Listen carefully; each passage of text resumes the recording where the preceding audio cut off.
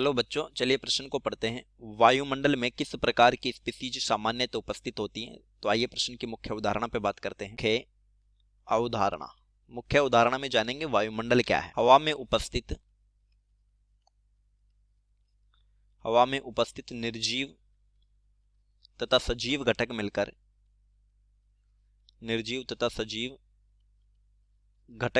वायुमंडल का निर्माण करते हैं। पूछे वायुमंडल में किस प्रकार की स्पीसीज उपस्थित होती हैं? तो चलिए, वायुमंडल में सामान्यतः भौतिक, जैविक तथा रासायनिक सभी प्रकार की स्पीसीज विद्यमान होती हैं। चलिए, इसको समझने के लिए हम वायुमंडल के संगठन को समझते हैं। वायुमंडल का संगठन, वायुमंडल के संगठन में सबसे ज्यादा लगभग 78% है N2, 21% के लगभग होती है O2, 0.93% के लगभग होती है ऑर्गन गैस, 0.03% के लगभग CO2 गैस के अलावा अल्प मात्रा में SO2, नाइट्रोजन के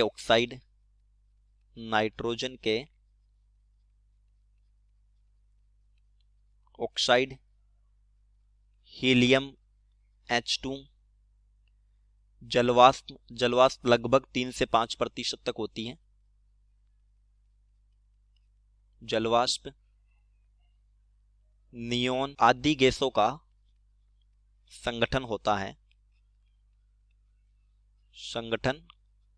होता है। वायुमंडल में जैवीय स्पीसीज के रूप में, हमने कहा सभी प्रकार की स्पीसीज होती हैं, तो जैवीय को भी देखना जरूरी है। वायुमंडल में जैवीय स्पीसीज के रूप में इसके निचले स्तर, वायुमंडल का सबसे निचला स्तर, इसके निचले स्तर यानी क्षोभ मंडल में पेड़ पौधे, मानव जीवन विद्यमान होता है। जीव जंतु विद्यमान होते हैं। साथ ही वायुमंडल में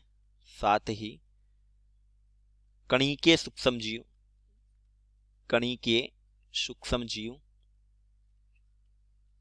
जैसे जीवाणु, कवक, फफूंद आदि निलंबित अवस्था में रहते हैं। वायुमंडल में निलंबित अवस्था में रहते हैं। हमने कहा रासायनिक स्पीसीज की भी बातें की, तो एक बात जानते हैं कि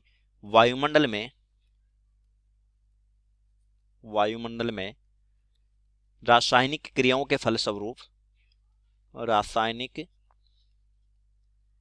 के फलस्वरूप अम्ल वर्षा,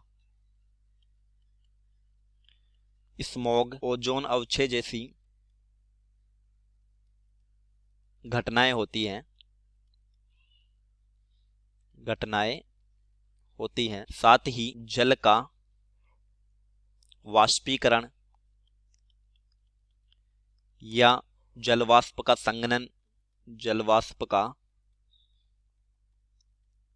संघनन, रेडिएशन जैसी भौतिक क्रियाएं भी